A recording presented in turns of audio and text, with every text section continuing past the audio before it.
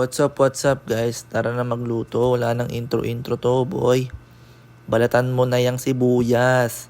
Yan, binalatan mo na. Pagkatapos niya, niniwa-hiwa na. Hiwa na natin para maging bilog. Pagkatapos niyan, susunod ko na yung bawang.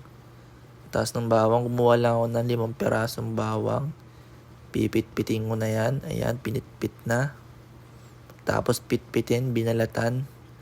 Tapos balatan, hiwain na maliliit. Hiwa ko na maliliit yan. Pipinuin ko pa yan para mas masarap.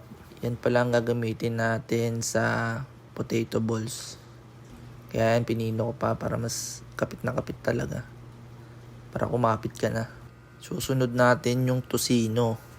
Hiwain ko lang pala ng maliliit yan para pag sinalang natin sa kawali, mabilis siyang maluto. Ugasan na natin yung patatas. Tanggalin na natin yung mga burak. Pagkatapos tanggalin yung mga burak, iiwain natin siya na parang ganyan sa video. Kasi dapat potato balls yan eh.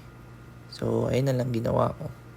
Bababad natin yung patatas sa malinis na tubig. Pagkababad, tayo na't magsalang ng tocino. Mekos na parang si Insan. Tapos magtoyo na tayo. Naglagay tayo ng konting tubig dyan para hindi masyadong maalat. At sunod natin yung oyster. Pagkatapos ng oyster, sobrang tamis ng pag-ibig ko sa'yo, naglagay tayo ng asukal. Ang lakas ng amoy mo na para bang sibuyas. Naglagay na rin tayo ng sibuyas. At tapos na tayo. Ayan na, number 1 na yan. Sunod natin na yung patatas. Pagkatapos nyan, lagyan na natin ng oyster. Pagkatapos ng oyster, imimekos natin yan na parang si Insan. Imekos ng maayos at lagyan natin ng bawang. Pagtapos lagyan ng bawang, lutuin lang ng maigi ang bawang. Malapit na tayo sa exciting part. Let's go! Diba ang bilis? Nasa exciting part na tayo. Let's pray.